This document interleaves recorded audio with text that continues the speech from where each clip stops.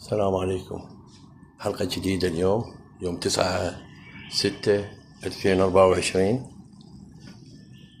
هاي محميتنا الصغيرة، هي مو محمية، قفص كبير احنا نصيحنا محمية. المحمية عبارة عن 5 في 4 3 في 4، بس إنه سوينا احنا اليوم حطيت لهن شو اسمه مبرد قبالهن الظهرية، أعلقها بس الظهر مسافة، يعني شوف يعني الظهر يعني بحدود 12 11 ونص علقها أطفيها بال4. هاي جود قباب هنا حاطنها لأن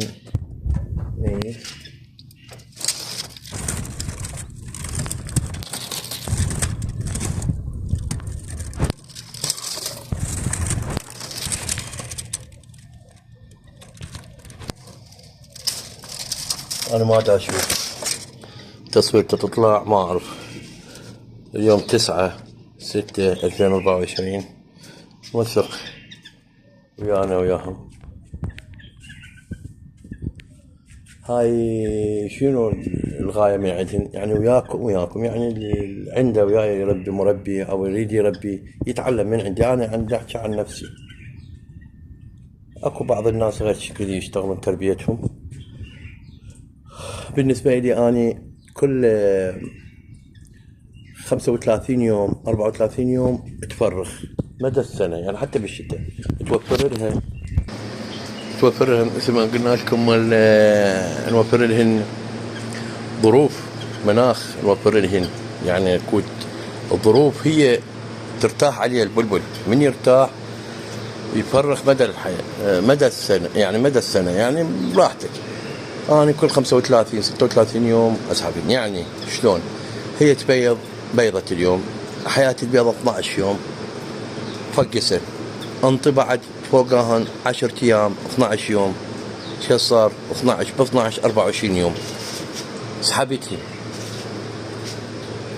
من سحبتهن مرات أقل من هذا الوقت أسحبهن، ومرات لا أبقيهن حسب الظروف اللي عندي. أنا مجال بيها مجال أسحبهن، يعني عندي مجال فراغ أسحبهن، ما عندي مجال أبقيهن. المهم أسحبهن، خلصا صار 24 25 يوم أسحبتهن، 25 يوم تقريبا 26 يوم انسحبن.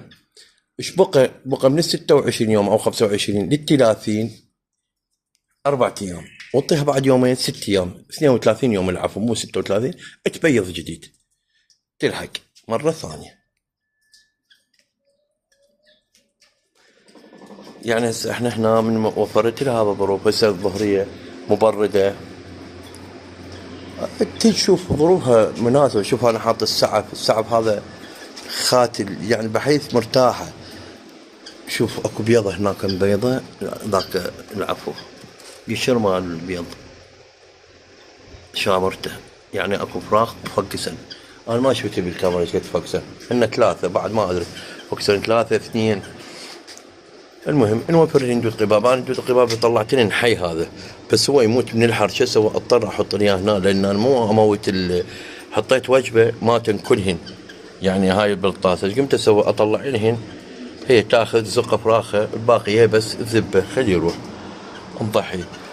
وموفر لنا اكل غذاء. اهم شيء احنا الدود القبابي، خاصه الافراخ هذا الدود القبابي بهواي فوائد، فيتامينات، مضاد للامراض. يعني شو تقول، برتقال منطيهن، خلطه مالتهن، الخيار، اللمايات، الافراخ، دود قبابي، تمر زين، ومي متوفر، مي السبحة 24 ساعة.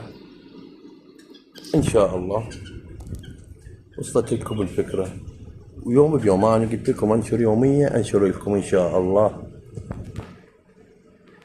خلا اوديكم اكو فحل عندي اراويلكم اياه، اما نشرح عليه شوية. طق لي جناح، طق جناح.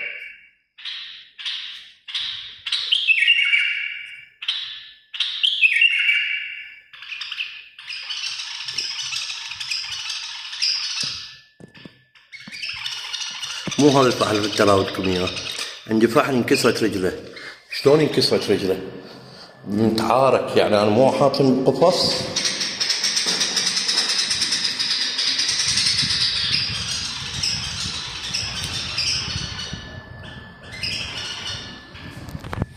شوفوا شباب، هذا رجلي انكسرت وما لحقت لها، يعني ما انتبهت لها، راحت انمردت طلع من العظم. بس تقولوا لي شلون انكسرت؟ انا ردت اعالجها وديتها، قالوا لا ما تصير، هذا متعارك. دير بالكم انا مطلع القفص برا يجون بلابل متعاركات كاسات رجل، انا ما منتبه، ورا 3 ايام انتبهت وجيت لقيتها ميته، يعني ما تصير لها شاره، يعني مو تقول استوها وعالجها. وديتها الطبيب قال لي ما يصير، عوفه راد يقطمها، قلت له لا، قال لي هي راح تيبس وتوقع لان كسر كسر قوي. يعني دير بالكم من البلابل الغريبه. يعني انا هسه هذا البلبل الغريب مثلا يجي يوقف هنا يتعارك، هذا حمايه للقفص مالته، يتضاربن يكسر رجله، او من الطيور الجارحه يجن هاي ردت اوصل لكم فكره حبايبي. ان شاء الله وصلت لكم الفكره. اهم شيء الجو حار، دير بالكم انطوهن مي دائما يسبحن، انطوهن كرفس فيتامين كالسيوم، العفو، فيتامينات هواي، سي كالسيوم، خاصة الكرفس خضار انطوهن. قللوا التمر، سعرات حرارية قوية بالتمر. انا منطيني التمر بس قللوا نسبة التمر، يعني انا من انطيهن وجبة احطها الصبح واسحبهن بعدين من عندهن. انا استوني حطيت لهن تمر اريدن ياكلن. في مان الله شباب.